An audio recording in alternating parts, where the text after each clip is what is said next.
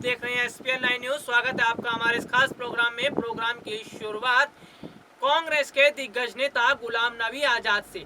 जी हां, कांग्रेस के दिग्गज नेता गुलाम नबी आजाद, जिनको लेकर तमाम तरह की खबरें सामने आ रही हैं, लेकिन आज इस रिपोर्ट में, आज इस प्रोग्राम में मैं आपको बताऊंगा कि आखिरकार पीएम मोदी के इतने करीब क्यों जा रहे हैं गुलाम नबी आजाद। एक समय में गुलाम नबी आजाद ने तो पहले कभी पीएम मोदी की तारीफ नहीं की थी। इससे पहले वो पीएम मोदी पर टिप्पणियां करते थे, तल्ख टिप्पणियां करते थे। लेकिन अब ऐसी क्या वजह हो गई है कि गुलाम नबी आजाद धीरे धीरे पीएम मोदी की तरफ जाते हुए नजर आ रहे हैं। मैं आपको बताता हूं कि दरअसल ऐसी स्थिति क्यों बनी है। ये स्थिति तब से बनी है जब सदन के अंदर खुद प्रधानमंत्री जो है वो गुलाम नबी आजाद को लेकर, उनके किस्सों को लेकर जो बात कर रहे थे, जब भावुक हो गए थे, उसके बाद की जो स्थितियां बनती हुई नजर आई हैं।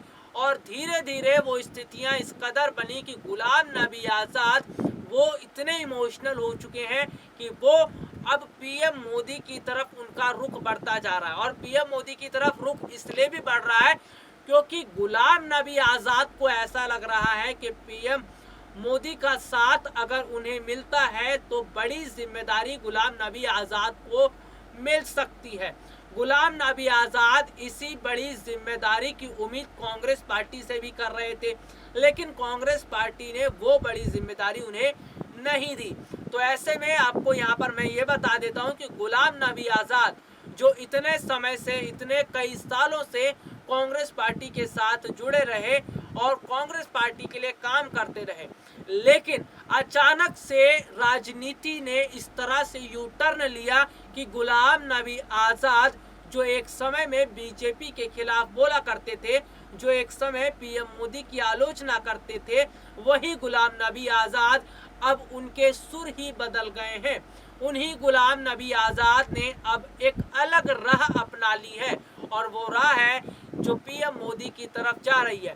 गुलाम नबी आजाद का रुख अब धीरे धीरे पीएम मोदी की तरफ जाता हुआ नजर आ रहा है। दरअसल वो ऐसा कोई मौका नहीं छोड़ रहे हैं जिसमें पीएम मोदी की तारीफ ना करें। गुलाम नबी आजाद ने तो यहाँ तक बोल दिया था कि पीएम मोदी सच्चे नेता हैं और उन्होंने अभी तक कोई भी बात नहीं छुपाई है।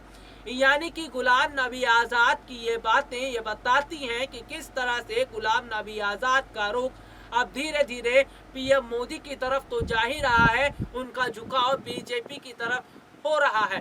हालांकि मैं आपको यहाँ पर यह भी क्लियर कर देता हूँ कि गुलाम नबी आजाद ने यह फैसला जरूर किया है कि वो बीजेपी का साथ कभी नहीं देंगे, बीजेपी में कभी शामिल नहीं होंगे, क्योंकि वो पक्के कांग्रेसी हैं। और ऐसे में सवाल ये बन रहा है कि जब आजाद बीजेपी में शामिल नहीं होंगे, बीजेपी की तरफ नहीं झुक रहे हैं, तो उनके मन में क्या चल रहा है और उनके मन में क्या स्थिति बन रही है और वो क्या बड़ा कदम उठाने वाले। दरअसल मैं आपको यहाँ पर समझाता हूँ कि आखिरकार क्या बड़ा कदम उठा सकते हैं गुलाम नबी आजाद। गुलाम नबी आजाद जो है वो स्थिति, जो राजनीतिक माहौल है, इसको देखते हुए, चीजों को समझते हुए और हर बारीकियों को समझने के बाद वो धीरे धीरे पीएम मोदी की तरफ बढ़ते हुए नजर आ रहे हैं। जैसा कि पीएम मोदी को भी उम्मीद थी कि गुलाम नबी आजाद उनके साथ हो लें, तो गुलाम नबी आजाद बिल्कुल अब उसी राह पर चल पड़े हैं जहां पर पीएम मोदी खड़े हुए हैं। और गुलाम नबी आजाद को वहां पर एक रोशनी भी नजर आती है खुद के लिए। गुलाम नबी आजाद को ऐसा लग रहा है कि पीएम मोदी के साथ अगर वो जुड़ते हैं तो ऐसे में उनका ही फायदा होगा। और गुलाम नबी आजाद की जो अपेक्षाएं थी कांग्रेस पार्टी से, वो अपेक्षाएं उनकी वहां तो पूरी नहीं हुई, लेकिन हो सकता है कि उनकी जो उम्मीदें हैं, वो जो बची हैं, जो वो सोच रहे हैं, वो पीएम मोदी से उन्हें मिल जाए। तो राजनीति में इस तरह का यूटर्न पहले कभी नहीं देखने को मिला था और ये नहीं सोचा गया था कि इस तरह से गुलाम नबी आजाद इतने इमोशनल हो जाएंगे कि वो अचानक से पीएम मोदी की तरफ चले जाएंगे और इससे कांग्रेस हक्की बक्की रह जाएगी। कांग्रेस पार्टी के आलाकमान जो लगातार इस कोशिश में लगे हैं कि गुलाम नबी आजाद को मनाया जाए, गुलाम नबी आजाद को मनाने के लिए कांग्रेस पार्टी के आलाकमान लगातार कोशिशें भी कर रहे हैं, लेकिन उनकी ये कोशिशें यहाँ तो कामयाब होती हुई नजर नहीं आ रही है। खुद गुलाम नबी आज़ाद ये बात भी समझते हैं कि अब कांग्रेस पार्टी में वो अधिकार उन्हें नहीं मिलेगा जो अधिकार उन्हें मिलना चाहिए था। तो ऐसे में क्या ये समझ लिया जाए कि क्या जो गुलाम नबी आज़ाद हैं उनका झुकाव अब पूरी तरह से पीएम मोदी की तरफ हो चुका है, और पीएम मोदी की जिस तरह से तारीफ वो कर रहे हैं, जिस तरह से हर बातों को जोड़कर वो बता रहे हैं, ये चीजें अपने आप में नजर आती है कि यू टर्न तो हो चुका है। और राजनीति में जब समीकरण बदलते हैं और राजनीति जब यू टर्न लेती है तो बहुत बड़ा बदलाव होता है। बदलाव आप देख भी रहे हैं, और बदलाव की स्थिति क्या होगी अब आप ये भी समझिए।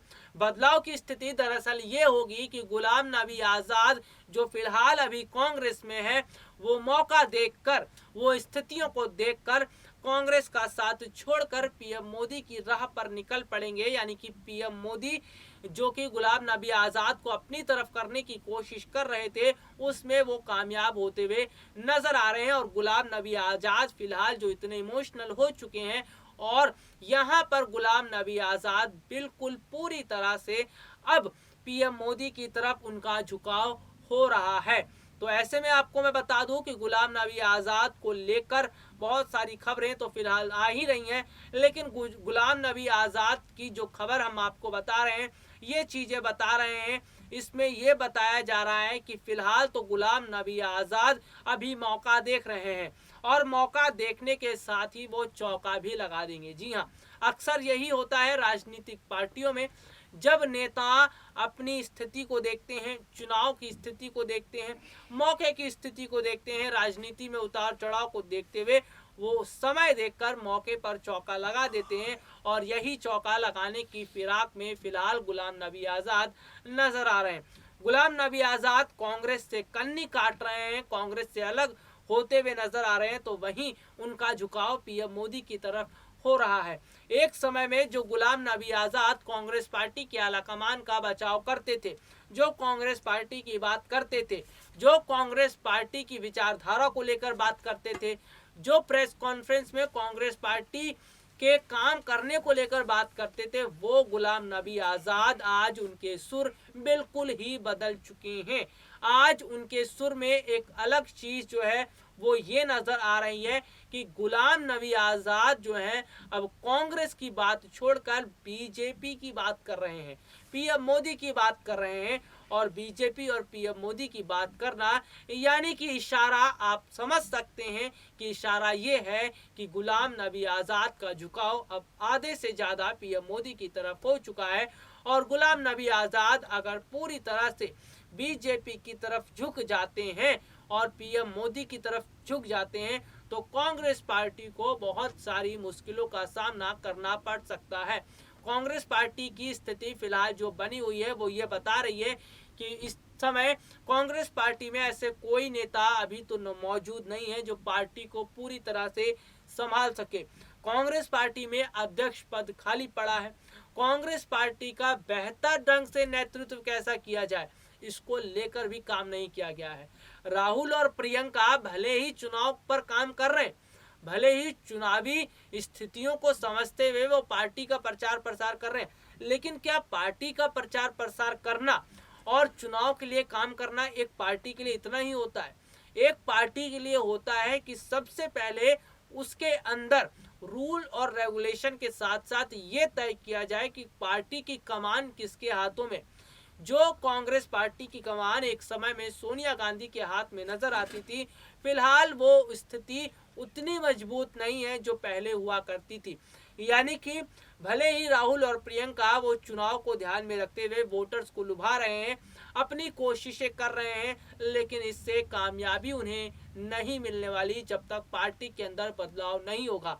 और अगर पार्टी के आलाकमान गुलाम नबी आज़ाद को मनाने में नाकामयाब होते हैं, तो ऐसे में पार्टी तो फिलहाल यहाँ पर डूबती हुई नजर आ रही है, क्योंकि कांग्रेस पार्टी में कोई भी ऐसा दिग्गज नेता नहीं बचा है जो पार्टी की जिम्मेदारियों को अपने ऊपर ले सके। और कांग्रेस के बहुत सारे दिग्गज नेता शुरुआत से ये कहते आए हैं कि कांग्रेस में परिवारवाद चल रहा है, जो कि कांग्रेस के लिए अच्छा नहीं है और इससे कांग्रेस को ही आने वाले समय में झटका लग सकता है। देखते हैं कि आखिरकार क्या चुनावी स्थितियां बदलती हैं और किस तरह से जो राजनीति का समीकरण है वो और बदलेगा। फिलहाल के लिए मुझे इजाजत दीजिए। नमस्कार।